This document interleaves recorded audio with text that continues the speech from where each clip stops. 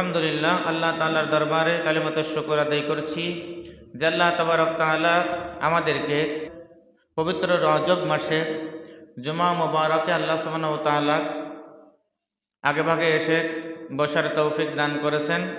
যেই মাসটায় আমরা উপস্থিত হয়েছি এই মাসটার নাম হলো রজব মাস। এই রজব মাসে আল্লাহ রাব্বুল আলামিন অনেক বরকত রেখেছেন। এই রজব মাসে আল্লাহ রাব্বুল আলামিন একটা ঘটনা ঘটিয়েছেন। এই রজব মাসে সৃষ্টির শ্রেষ্ঠ মাখলুক আমার আপনার নবী মুহাম্মদুর রাসূলুল্লাহ সাল্লাল্লাহু আলাইহি ওয়াসাল্লামকে আল্লাহর সান্নিধ্যে সাত আসমান পাড়ি দিয়ে লৌহ কলম জান্নাত জাহান্নাম সব কিছুকে দেখিয়ে আল্লাহ রাব্বুল আলামিনের সাথে কথা বলা, সাক্ষাৎ করার ব্যবস্থা আল্লাহ তাআলা করেছেন এই মাসে, যেই মাসে নাম হলো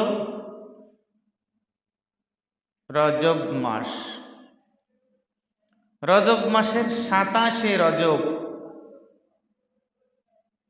যেই তারিখটা আমাদের সামনে আগামী সোমবার 27 রজব, যেই 27 রজবে আল্লাহর হাবিব সাল্লাল্লাহু আলাইহি ওয়াসাল্লাম আল্লাহর কাছে গিয়েছেন।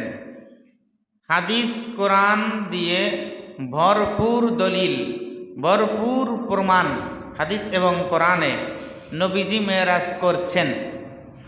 নবীজি আল্লাহ রাব্বুল আলামিনের কাছে সাক্ষাৎ করেছেন, দেখা করছেন। বিস্তারিত আলোচনা, ঘন্টার পর ঘন্টা লেগে যাবে এই আলোচনা করতে গেলে। আমরা আজ যতটুকুন পারি অল্প সময়ে মুলাক্খাস মেইন কিছু পয়েন্ট, যেহেতু সারা বছরে এই আলোচনা হয় না, যখন এই রজব মাস আসে তখন আমরা একটু আলোচনা করি। তো এই যে সেই রজব মাস, আল্লাহ রাব্বুল আলামিন যেই মাসে নবীকে মেরাজ করিয়েছেন, আমরা সে সম্পর্কে কিছু আলোচনা করব।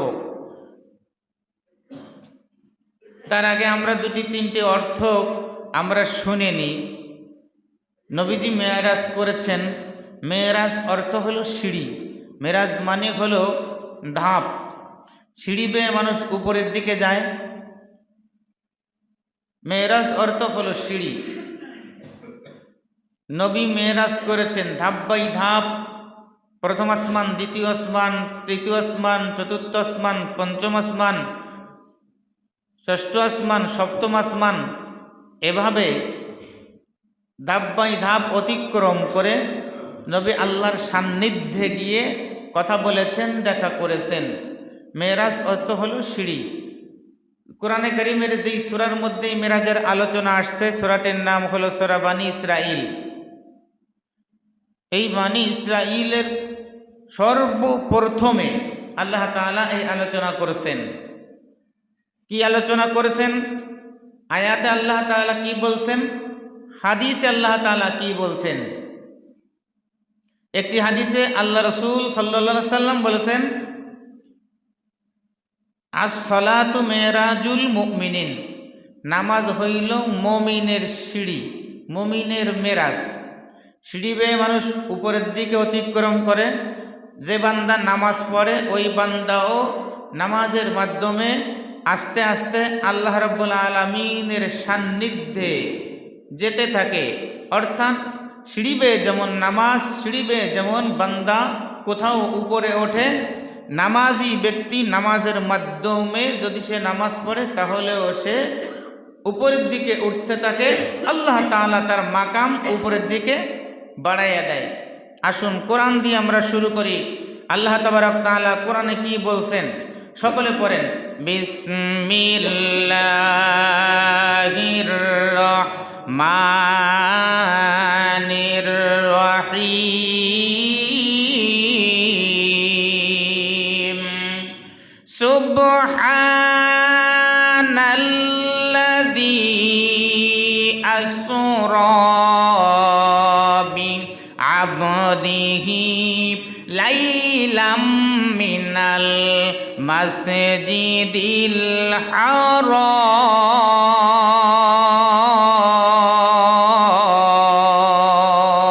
বড় করে বলেন আল্লাহু আকবার।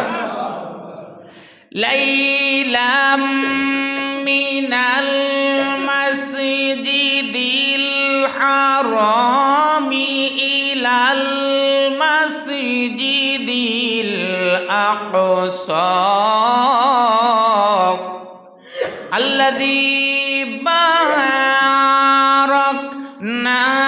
হাওলাহু লিনুরিয়াহু মিন আয়াতিনা।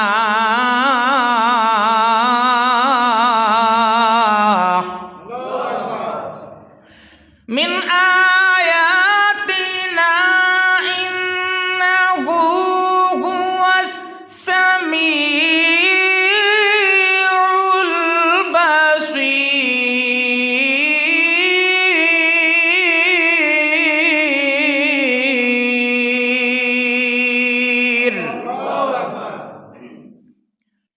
আল্লাহ রাব্বুল আলামিন বলেন, মহান ওই সত্তা যিনি তার বান্দা মুহাম্মদুর রাসূলুল্লাহ সাল্লাল্লাহু আলাইহি ওয়াসাল্লামকে মেরাজ করিয়েছেন, পরিভ্রমণ করিয়েছেন, রাতের বেলা ইসরা করিয়েছেন। ওই পবিত্র সত্তা যিনি তার বান্দাকে রাতের বেলা মেরাজ করিয়েছেন, পরিভ্রমণ করিয়েছেন। কোথা থেকে কোথায়? বলে মসজিদে হারাম, খানায়ে কাবা, বাইতুল্লাহ, যার একটা নাম আছে হাতিমে কাবা। যেই হাতিমে কাবার অথবা তার আশেপাশে আমার নবী আপনার নবী ঘুমিয়েছিলেন। ওইখান থেকে মসজিদে আকসা, জেরুজালেমে সিরিয়ার মসজিদে আকসা মুসলমানদের প্রাণ কেন্দ্র, হৃদয়ের স্পন্দন। ওই মসজিদে আকসায় যেখানে হযরত ঈসা নবীর জন্মগ্রহণ হয়েছিল। আল্লাহ রাব্বুল আলামিন বলেন, আমার নবী মুহাম্মদুর রাসূলুল্লাহকে মসজিদে হারাম, খানায়ে কাবার, হাতিমে কাবা থেকে এক টান দিয়ে মসজিদে আকসা পর্যন্ত, ওখান থেকে প্রথম আসমান, দ্বিতীয় আসমান, তৃতীয় আসমান, চতুর্থ আসমান, পঞ্চম আসমান, ষষ্ঠ আসমান, সপ্তম আসমান, এমনি করে করে বাইতুল মামুর, আল্লাহ রাব্বুল আলামিনের আরশে আজিম পাড়ি দিয়ে আল্লাহ রাব্বুল আলামিনের সান্নিধ্য পর্যন্ত আল্লাহ তাআলা নিয়ে গিয়েছেন। চিল্লায় বলেন সুবহানাল্লাহ। আল্লাহ রাব্বুল আলামিন কিভাবে নিলেন? কিতাব লেখে আল্লাহ তাআলা যখন নবীকে ইনভাইট করলেন, বললেন, জিবরাইল তুমি আমার নবী মুহাম্মদুর রাসূলুল্লাহ সাল্লাল্লাহু আলাইহি ওয়াসাল্লামকে আমি আল্লাহর দরবারে নিয়ে আসার জন্য জান্নাত থেকে একটা আরোহী নিয়ে যাও, একটা জন্তু নিয়ে যাও। কিতাব লেখে জিবরাইল আমিন এমন একটা গাড়ি নিলেন, এমন একটা যানবাহন নিলেন, যেই যানবাহনটা খচ্চর এবং গাধার মধ্যবর্তী স্থান, গাধা এবং খচ্চরের মধ্যমাকৃতি একটা যন্ত্র নিলেন, একটা প্রাণী নিলেন, একটা পশু নিলেন। যেই পশুটার নাম কিতাবের মধ্যে লিখেছেন, তার নাম হলো বোরাক। কুড়িগ্রাম, রাজীবপুর, নৌমারি ওইদিকে গিয়েছিলাম, দেখলাম আমাদের এই গাজীপুরের ভিতরে যেই অটোগুলো চলে, এই অটোগুলোকে ওই কুড়িগ্রামে বোরাক বলে। কেন বুরাক বলে?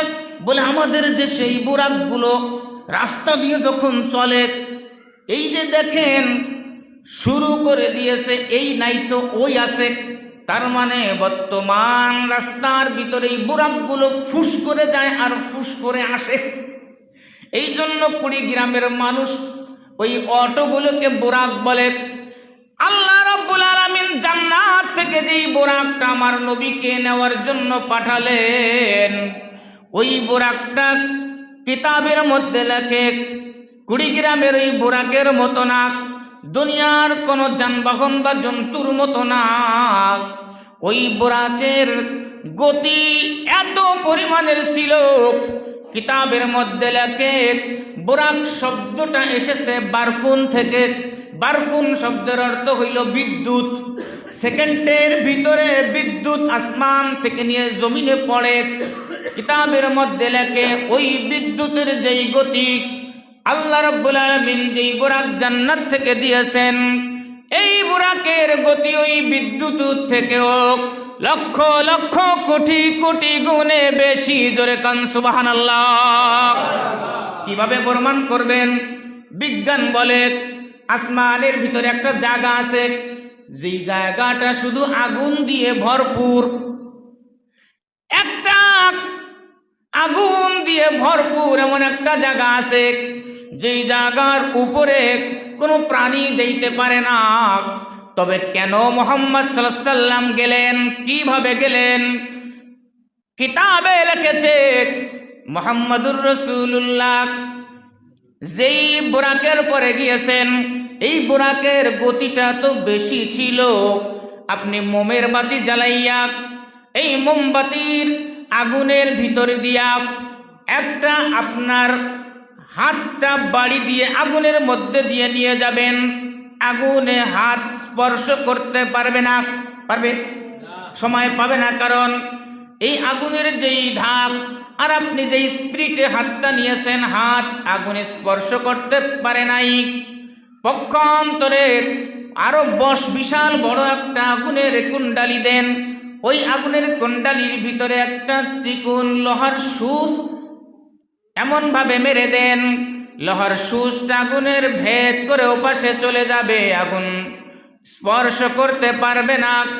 তেমনি ভাবে মুহাম্মাদুর রাসূলুল্লাহ সাল্লাল্লাহু আলাইহি সাল্লাম যেই বুরাকের পরে গেলেন, ওই বুরাকটা এত গতি সম্পূর্ণ বেগে গিয়েছে যে আগুন আমার নবীকে স্পর্শ করতে পারে নাই, স্পর্শ করতে পারে নাই। আমার আপনার নবী মুহাম্মদ সাল্লাল্লাহু আলাইহি সাল্লাম যেই বুরাকের পরে আল্লাহর কাছে গেলেন, জিবরাইল আলাইহিস সালাম এই বুরাকটা নিয়ে, এই গাড়িটা নিয়ে নবীর সামনে দিলেন। নবীর সামনে দিয়ে বলতেছেন, ইয়া রাসূলুল্লাহ আপনি বুরাকের পরে ওঠেন। নবীজি বুরাকের পরে উঠবেন, সুযোগ পেয়েছেন। আল্লাহ রাব্বুল আলামিন দাওয়াত করেছেন, আল্লাহর দাওয়াতে আল্লাহর ইনভাইটে নবী বুরাকের পরে গাড়ির পরে উঠবেন, রেডি হয়েছেন। দেখেন এমত অবস্থার মধ্যে আমার নবী মুহাম্মদুর রাসূলুল্লাহ সাল্লাল্লাহু আলাইহি ওয়াসাল্লাম একবার বুরাকের দিকে যায়, এক পাও পিছনে ফেলে, একটু সামনে আগায়, এক পা যারা পিছনে ফেলে। জিবরাইল বলে, কি ব্যাপার, আপনি গাড়িতে উঠবেন না? জিবরাইল, আমি তো গাড়িতে উঠবো, মন চায়, কিন্তু এই বুরাকে আমি কই যাব? আমার আল্লাহর দরবারে যাব। আমার জিবরাইল, আমার উম্মত আছে হাজার হাজার লক্ষ লক্ষ কোটি কোটি উম্মত, এই উম্মতের জন্য কি এমন বুরাকের ব্যবস্থা থাকবে যেই বুরাকে উঠে আমার উম্মত আল্লাহর দরবারে যাবে? জিবরাইল টেলিফোন দেয়, মাবুদ তোমার হাবিব, তোমার বন্ধু একটা আরজি জানিয়েছেন, দুনিয়ার ভিতরে আপনি আপনার বন্ধুকে নেওয়ার জন্য বুরাক পাঠিয়েছেন, এই বুরাকের ব্যবস্থা উম্মতের জন্য কি আছে? আল্লাহ তাআলা জানায়া দেয়, আমার হাবিব আপনার উম্মতের জন্য আমি একটা বোরাকের ব্যবস্থা করব, আমি একটা যানবাহনের ব্যবস্থা করব, যেই যানবাহনে উঠে আপনার সঙ্গে একই সঙ্গে আপনার উম্মতগুলি কিয়ামতের ময়দানে জান্নাতের ভিতরে চলে যাবে। নবীজি উইঠা গেলেন গাড়ির পরে। এইবার তো গাড়ি স্টার্ট, জিব্রাইল গাড়ি স্টার্ট দেবে, গাড়ি তো চলে না, বুরাক তো যায় না। বুরাকে এবার জবান খুলে আল্লাহর কাছে বলে, আল্লাহ তোমার হাবিবের আরজি তুমি মেনে নিয়েছো, আমার একটা আরজি রয়েছে। জিব্রাইল কি বুরাকের আরজি রয়েছে? বুরাক বলে, কিয়ামতের ময়দানে উম্মতে মুহাম্মাদি বুরাকের পরে উঠা জান্নাতে যাবে। কোন বুরাকে উঠবে? জান্নাতে যাওয়ার জন্য জান্নাতের বিভিন্ন প্রকারের বুরাক থাকবে, গাড়ি থাকবে। সেই দিন যেন উম্মতে মুহাম্মাদি আখিরি নবী আমি বুরাকের পরে উঠা যেন যায়, আল্লাহ তাআলা জানিয়ে দিলেন, জিব্রাইল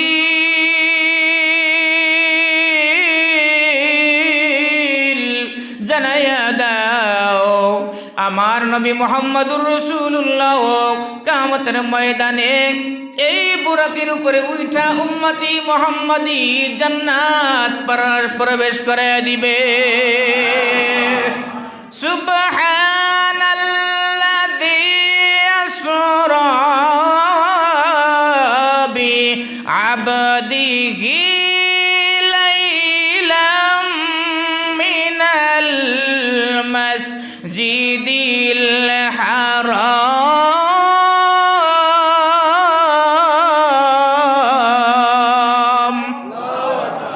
আল্লাহ তাআলা বলেন, মসজিদে হারাম থেকে বুরাকের উপরে উঠা নবী বার রওনা করবে। কোন জায়গায় যাবে?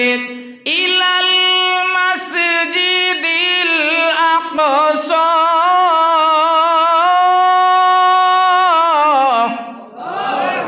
আল্লাযী বারাকনা হাওলাহু লিনুরিয়াহু মিন আয়াতিনা।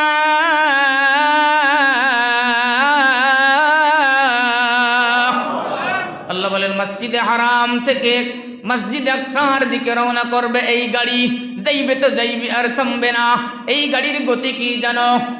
হাবিবে কিবরিয়া জনাবে মুহাম্মদুর রাসূলুল্লাহ সাল্লাল্লাহু আলাইহি সাল্লাম উম্মতি মুহাম্মাদীদেরকে জানিয়ে গেছেন, মুহাম্মদ সাল্লাল্লাহু আলাইহি সাল্লাম বলে গেছেন, আমি যেই গাড়ির পরে আরোহণ কইরা আল্লাহর দরবারে গিয়েছিলাম, এই গাড়ির গতি সীমা ছিল চোখের নজর যেই জায়গা পড়ে, চোখের দৃষ্টি যেই জায়গা পড়ে, স্টার্ট মারলেই ওই জায়গায় যাইয়া পৌঁছায়। হাবিবে কিবরিয়া বলেন, এই আরোহণে এই গাড়িতে আমি গিয়েছিলাম। যাওয়ার পরে মসজিদে হারাম থেকে রওনা করেছেন। জিবরাইল আলাইহিস সালাম তিনটা জায়গায় পরিচয় করাই দিয়েছেন। এক নম্বর, জিবরাইল বলেন, ইয়া রাসূলুল্লাহ, এই যে মদিনা যেখানে আপনি হিজরত করেছিলেন, এখানে নামেন, 2 রাকাত নামাজ আদায় করেন। ইয়া রাসূলুল্লাহ, এই যে তুর পাহাড়, এইখানে নামেন, 2 রাকাত নামাজ আদায় করেন। এইখানে মুসা নবী আল্লাহর সঙ্গে কথা বলতে আইসা অনেক কাহিনী করেছেন, এখানে 2 রাকাত নামাজ পড়েন। এই যে মসজিদে আকসা যেখানে ঈসা নবীর জন্ম হয়েছে, এইখানে আপনি নামাজ পড়েন। কিতাবের মধ্যে লেখে আমার নবী আপনার নবী ওইখানে মসজিদে আকসায় চলিয়া গেলেন। যাওয়ার পরে জিবরাইলকে বললেন, জিবরাইল, এই যে গাড়িটা বাস টানলাম, এখানে পার্ক করো। বাসটা গাড়িটা পার্ক করলেন। বলে, এটা তো একটা জন্তু, বাঁধবো কোথায়? বলে, পয়গম্বররা এই মসজিদে আইসা যেইখানে ঘোড়া উট তাদের যেই জায়গা বাঁধা হতো, ওই জায়গা দেখেন বাঁধার জায়গা আছে, পাথরের ছিদ্র আছে, ওই পাথরের ছিদ্রের মধ্যে বরাককে বাঁধা হলো। বরাককে বাঁধা হইলে নবী মসজিদে আকসার মধ্যে প্রবেশ করলেন। মসজিদে আকসার মধ্যে প্রবেশ কইরা দেখতে পাইলেন ইমাম সাহেব যেমন খুতবা দেওয়ার জন্য মসজিদে আসে, আসার পরে দেখে মসজিদ ভরপুর কানায় কানায় ভরে গেছে। ইমাম সাহেব আইসা খুতবা দেয়, নামাজ পড়ে, বক্তব্য দেয়। আমার নবী আপনার নবী মসজিদ আকসায় যাইয়া দেখে মসজিদ 1,24,999 জন পয়গম্বর আগের থেকে আইসা নামাজের মুসাল্লায় হাজির হইয়া গেছে। রজবেরি 27 তারিখ দয়াল নবী মেরাজে যায়। খেয়াল করে শুনলে বুঝবেন এই সঙ্গীতের ভিতরে পুরো মেরাজটা ধরে এনেছে। রজবেরি 27 তারিখ দয়াল নবী মেরাজে যান। আমি পাপী অপরাধী গাইব কি নবীজির শান। আমি পাপী অপরাধী গাইব কি নবীজির শান। ইয়া রাসূলুল্লাহ ইয়া হাবিবাল্লাহ ইয়া রাসূলুল্লাহ ইয়া হাবিবাল্লাহ ইয়া রাসূলুল্লাহ ইয়া হাবিবাল্লাহ।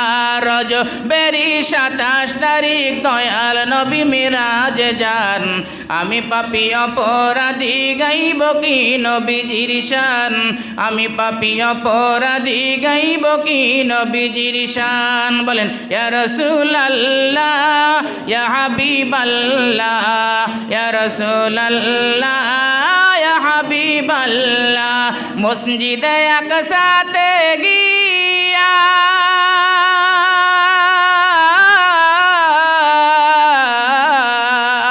মসজিদে আকসাতে গিয়া দেখেন নবী কুল আম্বিয়া ইমাম হয়ে নূর নবীজি 2 রাকাত নামাজ পড়ান। আল্লাহু আকবার। ইমাম হয়ে নূর নবীজি 2 রাকাত নামাজ পড়ান। আমি পাপী অপরাধী গাইব কি নবীজির শান। আমি পাপী অপরাধী গাইব কি নবীজির শান। ইয়া রাসূলুল্লাহ ইয়া হাবিবাল্লাহ ইয়া রাসূলুল্লাহ ইয়া হাবিবাল্লাহ। 7 আসমান পাড়ি দিয়া সিদরাতুল মুনতাহা গিয়া 7 আসমান পাড়ি দিয়া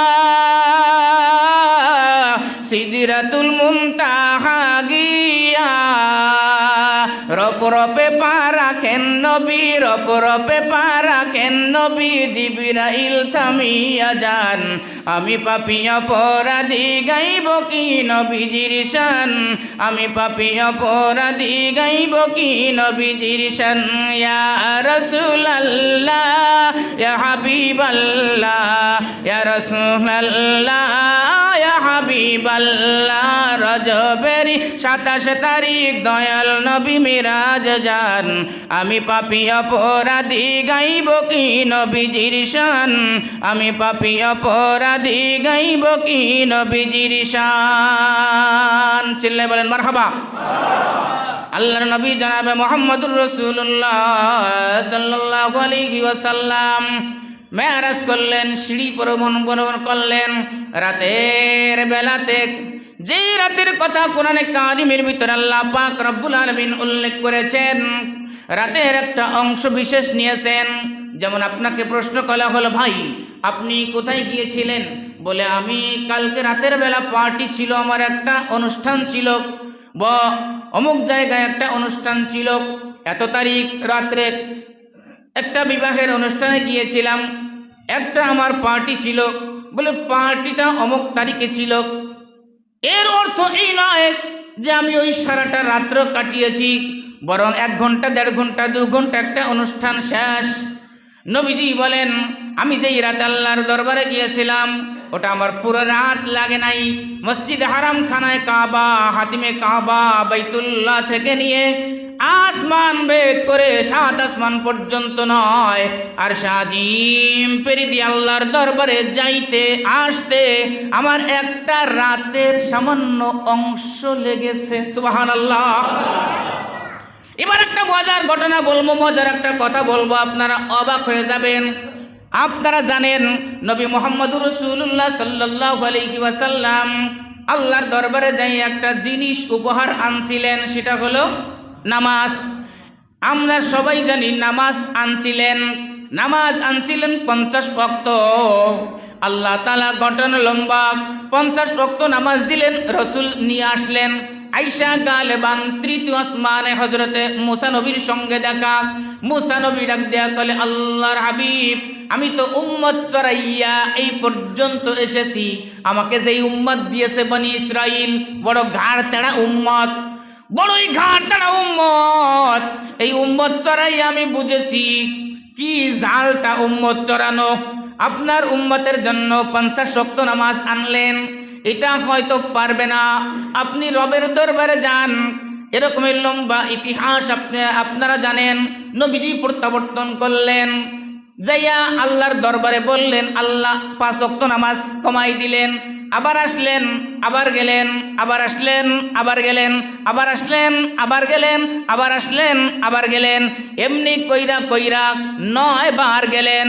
9 বারে আল্লাহর হাবিব যায়া যায়া 5 ওয়াক্ত নামাজ কমায়া কমাইয়া একবারে শেষে 5 নং 45 ওয়াক্ত কমাইয়া 5 ওয়াক্ত লাস্টে আছে।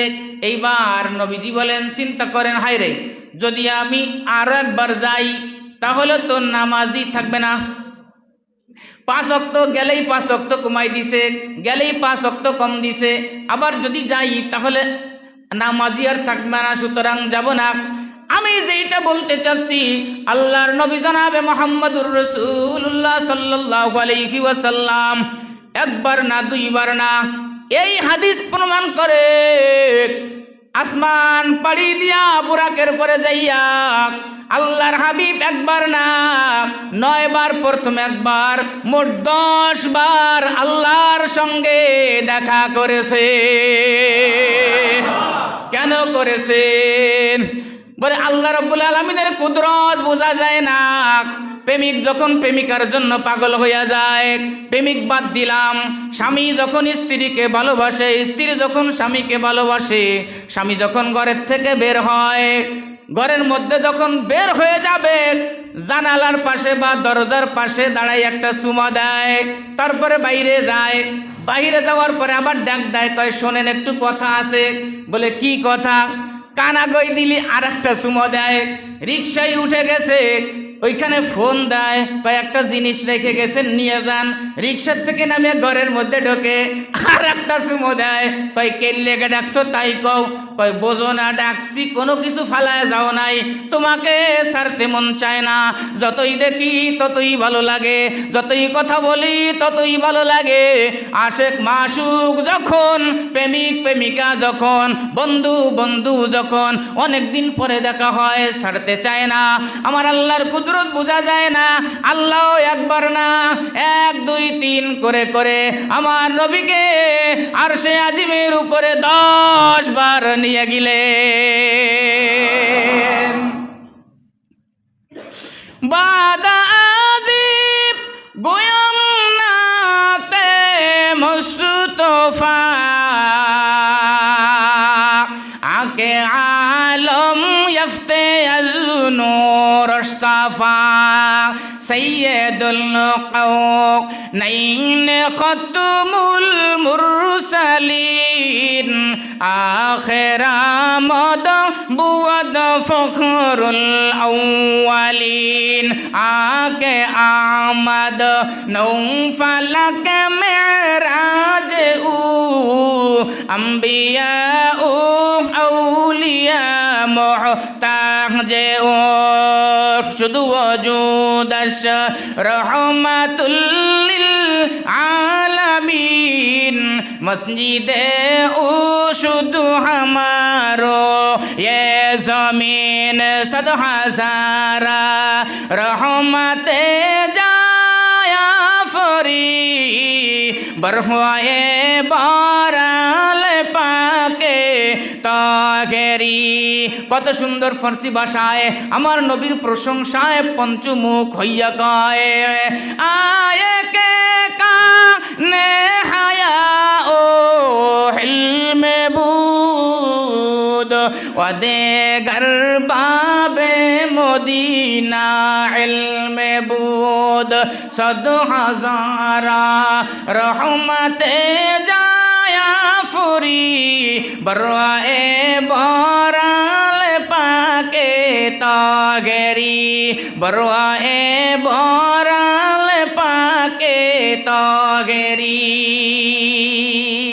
আল্লাহ সুবহানাহু ওয়া তাআলা আমার নবী মুহাম্মদ সাল্লাল্লাহু আলাইহি ওয়াসাল্লামকে এই যেই ভালোবাসার আদান প্রদান করলেন আসমানে নিয়ে নবী মুহাম্মদ সাল্লাল্লাহু আলাইহি ওয়াসাল্লামের পবিত্র জবানে বলে গেছেন আসসালাতু মেরাজুল মুমিনিন, আমি মেরাজ করেছি আল্লাহ রাব্বুল আলামিনের কাছে যাইয়া, আর আল্লাহ রাব্বুল আলামিনের বান্দাগুলি আমার উম্মতগুলি তারা মেরাজ করবে আল্লাহর জমিনে বৈশা। সুবহানাল্লাহ।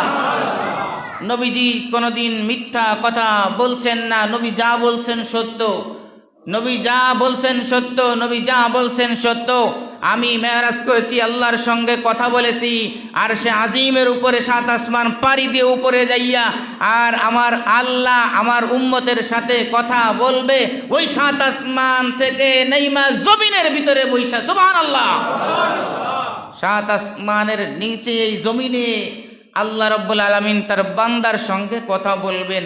যে বান্দা যত প্রকারের কোরআনের তাফসির আর হাদিসের ব্যাখ্যা যত ইমামরা এসেছেন সকলেরই একমত, যখন বান্দা নামাজে দাঁড়িয়ে আল্লাহু আকবার বলে নামাজে দাঁড়িয়ে যখনই বান্দা কোরআনে কারীম তেলাওয়াত করে, আল্লাহ রাব্বুল আলামিন আরশে আজিমের মালিক ওই বান্দার সঙ্গে, এই নামাজি বান্দার সঙ্গে কোরআনে কারীমের তেলাওয়াতের সঙ্গে সঙ্গে মিলাইয়া কথার প্রতি উত্তর দেয়। সুবহানাল্লাহ। প্রতি উত্তর দেন, কথা বলেন। আল্লাহ পাক রব্বুল আলামিন মূলত আমাদের এই শোনা দরকার 2-3 জুমা ধরে, 3-4-5 জুমা ধরে মেরাজের আলোচনা শোনা দরকার। কিন্তু আমাদের উদ্দেশ্য, আমাদের এই মেরাজ থেকে, এই রজব থেকে আমাদের শিক্ষণীয় কি? আল্লাহ রাব্বুল আলামিন নবীকে নামাজ দিছে উম্মতের জন্য, উম্মত নামাজ পড়বে। আল্লাহ তাবারক তাআলা দেখাই দিয়েছে জাহান্নামের ভিতরে কি পরিমাণের শাস্তি হচ্ছে। এই সমস্ত কাজের কারণে, এই কাজের কারণে উম্মত যেন আপনার এই কাজ থেকে বিরত থাকে, এই কাজ যেন না করে, এই সমস্ত গুনাহের কাজ করবে না। পক্ষান্তরে আমার হুকুম নামাজ পড়বে। আমি আল্লাহ তাবারক তাআলা ওই যে দেখাই দিলাম, ওই যে জান্নাতের বাগান, আপনার উম্মতগুলিকে নিয়ে আপনি ওই জান্নাতের ভিতরে ঢুকে যাবেন। বিনিময়ে কাজ করতে হবে। এই যে ভয়ঙ্কর কিছু দৃশ্য দেখেন, এই ভয়ঙ্কর কাজগুলো করা যাবে না, যে কাজের কারণে এরা শাস্তি ভোগ করতেছে। আর ওই যে দেখেন সুন্দর জান্নাত দেখা যায়, এই বাগানের মধ্যে ঢুকতে হবে। ঢুকতে হলে কি করতে হবে? আমার দেওয়া হুকুমগুলো পালন করতে হবে। আমি আল্লাহ রাব্বুল আলামিনের যেই হুকুম দিয়েছি, এই নামাজ, এটা পালন করতে হবে।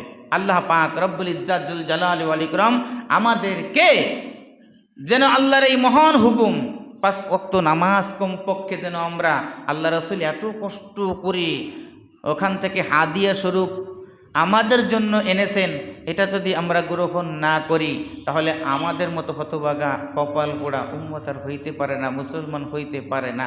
এজন্য আমরা পণ করি যে ইনশাআল্লাহ 5 ওয়াক্ত নামাজ আজকের থেকে ঠিকমতো সবাই আদায় করব। জোরে বলেন ইনশাআল্লাহ। সকলে বলেন ইনশাআল্লাহ। আখির দাওয়ানা আলহামদুলিল্লাহি রাব্বিল আলামিন। আসসালামু আলাইকুম ওয়া রাহমাতুল্লাহি তাআলা ওয়া বারাকাতুহু।